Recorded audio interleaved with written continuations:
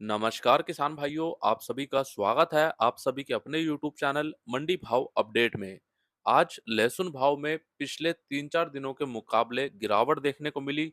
अब ये गिरावट क्यों देखने को मिली है, आइए इसकी संपूर्ण रिपोर्ट देखते हैं। लेकिन उसके पहले आज से नया वित्तीय वर्ष यानी न्यू फाइनेंशियल ईयर शुरू हो चुका है। उम्मीद करेंगे यह नया वित्तीय वर्ष प्याज और अन्य फसलों के लिए बहुत अच्छा रहे। और हमारे केंद्रीय मंत्री पीयूष गोयल जी ने रबी गर्मी वाले प्याज यानी स्टॉक वाले प्याज की खरीदी को लेकर एक बड़ी घोषणा करी है। इस वर्ष गर्मी वाले प्याज की खरीदी और प्याज स्टॉक के लिए सरकार की तरफ से एक बड़ी जानकारी मिल रही है। केंद्रीय मंत्री पीयूष गोयल जी ने गुरुवार को जानकारी साझा कर बताया कि इस वर्ष सरकारी एजेंसियां जैसे नाफेड और एनसीसीएफ के द्वारा 3 लाख टन रबी प्याज की खरीदी की जाएगी। और पीयूष गोयल जी ने यह भी कहा कि पिछले वर्ष रबी प्याज की कुल खरीदी 2.5 लाख टन हुई थी। किसान भाइयों को प्याज का उचित भाव मिले, इसीलिए इस वर्ष मैंने इस प्याज खरीदी को 2.5 लाख टन से बढ़ाकर 3 लाख टन कर दिया है और इसका आदेश पहले से ही दे दिया गया है। इस सज्जन को क्या तकलीफ है भाई? क्या तकलीफ है इनको? इसके अलावा पीयूष गोयल जी ने ये भी जानकारी दी है कि एनसीसीएफ, जिसको हम National Cooperative Consumers Federation of India Limited बोलते हैं, और NAFED, National Agricultural Cooperative Marketing Federation of India Limited, इन दोनों को देर से खरीफ फसल का स्टॉक लेने का भी निर्देश दिया गया है। लेकिन अभी मंडियों में उपज नहीं मिल रही। जैसे ही मंडियों में उपज शुरू होगी, वैसे ही खरीदी भी शुरू की जाएगी। तो ये सभी जानकारियां हमारे केंद्रीय मंत्री पीयूष गोयल जी के द्वारा दी गई है। और इन्होंने यहाँ पे बोला है पिछले वर्ष 2.5 लाख टन नाफेड के द्वारा प्याज की खरीदी हुई थी, वो अब इस वर्ष 3 लाख टन की होगी। अब यहाँ पर किसान भाइयों, मैं आपको एक बात शुरू से ही बोल रहा था कि हो सकता है कि इस वर्ष नाफेड के द्वारा प्याज की खरीदी पिछले वर्ष के मुकाबले ज्यादा की जाए, क्योंकि अब कहीं ना कहीं प्याज बाजार पर भी नाफेड का जो एक दबदबा है, एक जो प्रभाव है, वो कहीं ना कहीं देखा जा रहा है। और नाफेड को भी यहाँ पर एक बात समझ आती है और सरकार को भी यहाँ पे एक बात साफ साफ समझ आ रही है कि उनको यहाँ से एक अच्छा भाव, एक अच्छा लाभ यहाँ पे मिल पा रहा है। इसीलिए सरकार के द्वारा अब हर वर्ष प्याज की खरीदी को बढ़ाया जा रहा है। दूसरा कारण इसका यहाँ पे ये भी बोला जा सकता है कि जिस तरह से प्रति वर्ष प्याज का उत्पादन भारत में बढ़ रहा है, इसके चलते भी सरकार के द्वारा हर वर्ष अपनी प्याज की खरीदी को बढ़ाया जा रहा है। लेकिन किसान भाइयों, हमने लगातार इसकी बात करी थी कि हर वर्ष अब प्याज की जो खरीदी सरकार के द्वारा होती है, हो सकता है वो बढ़ती ही रहे। अगर प्याज उत्पादन हर वर्ष बढ़ता रहा तो प्याज की खरीदी आने वाले वर्षों में भी सरकार के द्वारा बढ़ाई जाएगी। और किसान भाइयों, आगे भी रोजाना इसी प्रकार की सभी महत्वपूर्ण जानकारियों के लिए आज ही आपके अपने मंडी भाव अपडेट यूट्यूब चैनल को सब्सक्राइब कर लीजिए। सब्सक्राइब करने के बाद बेल आइकन को दबाकर ऑल पे क्लिक कर लीजिए, ताकि आपसे किसी भी प्रकार की कोई जानकारी ना छूटे। और साथ ही कुछ आंकड़े भी यहाँ पे रखे गए हैं और उन आंकड़ों के अनुसार इस वर्ष अप्रैल महीने से जून महीने के दौरान रबी प्याज की कटाई भारत के प्याज उत्पादन का लगभग 65% हिस्सा है। और अक्टूबर महीने से नवंबर महीने में खरीफ प्याज फसल की कटाई तक आम जनता की मांग को रबी यानी गर्मी वाला प्याज पूरा करेगा। कुल मिलाकर कहने का मतलब ये है कि अभी जो गर्मी वाला प्याज हमारे किसान भाई खेतों से निकाल रहे हैं, ये प्याज स्टॉक किया जाएगा और स्टॉक करके इसको अगले 6 महीने 7 महीने तक चलाया जाएगा, जब तक कि नया लाल प्याज यानी नासिक लाल प्याज नहीं आ जाता। और हमारी आम जनता को यही प्याज, लाल प्याज आने तक मिलता रहेगा। ये कोई नई बात नहीं है, क्योंकि हर वर्ष इसी प्रकार की स्थिति बनती है। हमारे कुछ किसान भाइयों के सवाल भी आ रहे थे कि करण भाई, नाफेड के द्वारा गर्मी वाला प्याज यानी स्टॉक वाले प्याज की खरीदी कब चालू होगी? तो अभी जो जानकारी मिली है, जो आप सभी के समक्ष रखी गई है, इस जानकारी के हिसाब से देखा जाए तो अप्रैल महीने के मध्य के बाद या फिर मई महीने तक कहीं ना कहीं नाफेड की जो प्याज खरीदी है, वो शुरू हो सकती है। बाकी हाँ, इसकी जो भी ऑफिशियल अनाउंसमेंट होगी, ऑफिशियल जो भी नोटिस होगा, वो आपको मंडी भाव अपडेट के ऑफिशियल ग्रुप में दिया जाएगा, जिसका लिंक आपको इसी वीडियो के नीचे डिस्क्रिप्शन में दिया गया है।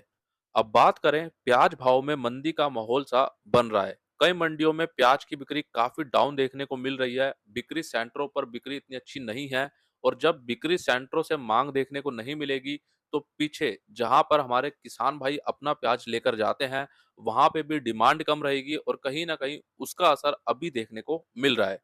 जबकि अभी तो मध्य प्रदेश का गर्मी वाला प्याज मंडियों में आया ही नहीं है। ये एक बहुत बड़ी बात है और इसको समझना होगा।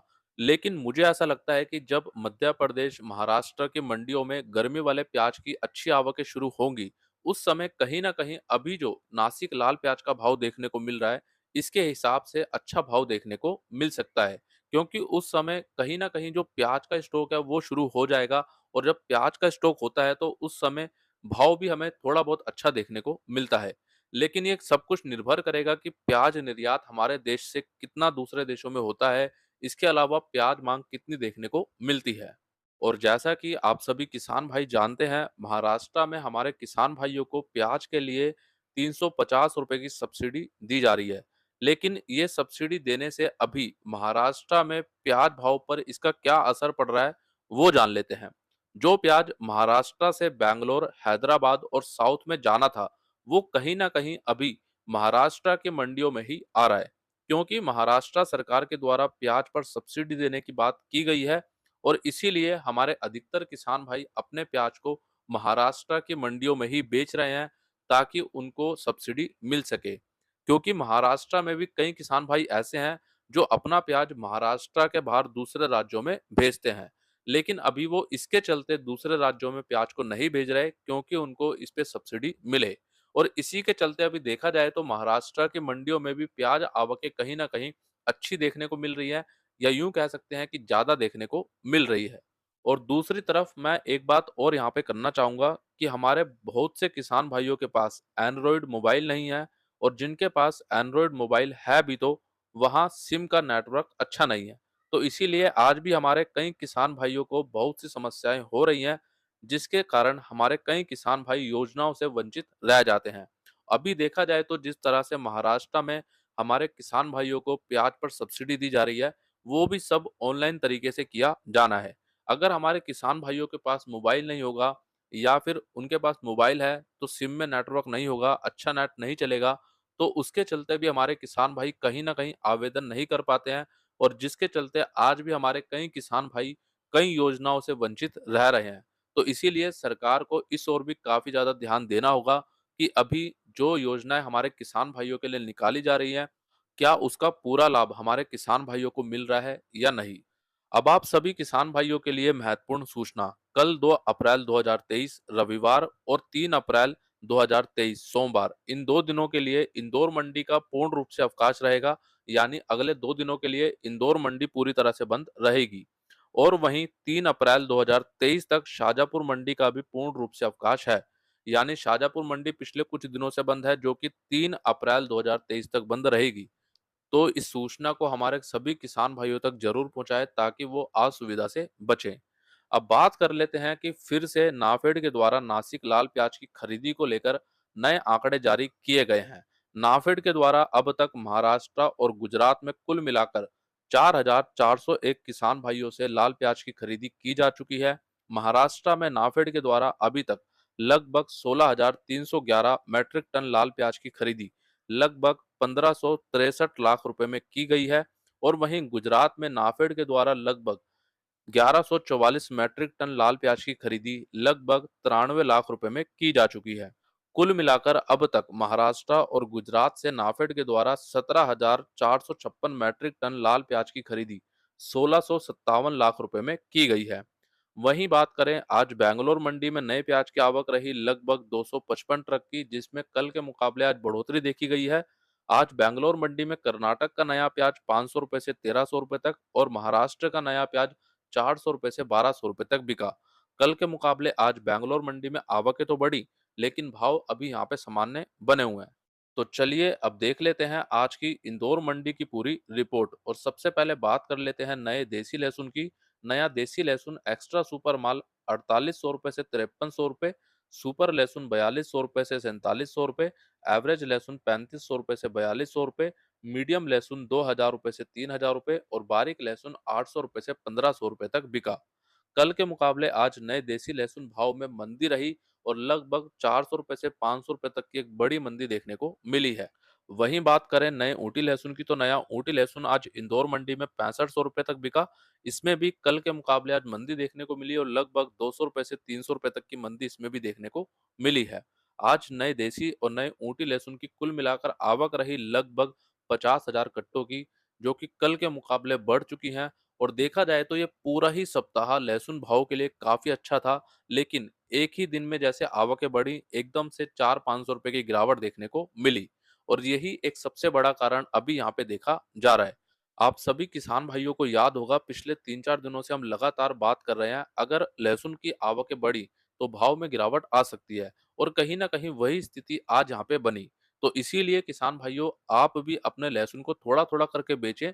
लहसुन के भाव में इतनी बड़ी गिरावट एकदम से देखने को नहीं मिलेगी, क्योंकि लहसुन की माँग काफ़ी अच्छी बनी हुई है। अगर आवकें एकदम बढ़ेंगी तो बिल्कुल लहसुन के भाव में यहाँ से और भी ज़्यादा गिरावट बन सकती है।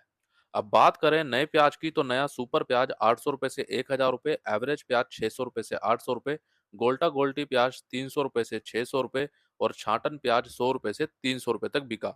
आज नए प्याज की आवक रही लगभग 22,000 से 25,000 कट्टों की, जो कल के मुकाबले सामान्य है। और आज फिर से नए प्याज भाव में मंदी देखने को मिली है। पिछले 2-3 दिनों में देखा जाए तो कहीं न कहीं 50 रुपए से 100 रुपए तक की प्याज भाव में मंदी आ चुकी है। और अब बात कर लेते हैं नए आलू की। नया एलआर आलू बिका 600 रुपए से 1300 रुपए, चिप्सोना आलू 600 रुपए से 1300 रुपए, राशन आलू 600 रुपए से 1000 रुपए, ज्योति आलू 700 रुपए से 1300 रुपए और गुल्ला माल 300 रुपए से 600 रुपए तक। आज नए आलू की आवक रही लगभग 15,000 कट्टों की, जो कल के मुकाबले लगभग सामान्य है। और आज नए आलू में भाव कल के मुकाबले सामान्य देखने को मिले हैं। किसान भाइयों, आपने वीडियो को यहाँ तक पूरा देखा। आप कमेंट बॉक्स में ज़रूर बताइए कि आपको आज का वीडियो कैसा लगा। वीडियो को लेकर आपका कोई भी सवाल हो या कोई भी शिकायत हो, कमेंट बॉक्स में ज़रूर लिखें। और हाँ किसान भाइयों, वीडियो आपको अच्छा लगा, एक लाइक ज़रूर करें, हमारे सभी किसान भाइयों तक शेयर करें। और जो किसान भाई इस वीडियो को फेसबुक पर देख रहे हैं, फेसबुक पेज को लाइक करना ना भूलें। बाकी किसान भाइयों, मिलते हैं आपसे एक अगली और नई वीडियो में। जय जवान, जय किसान।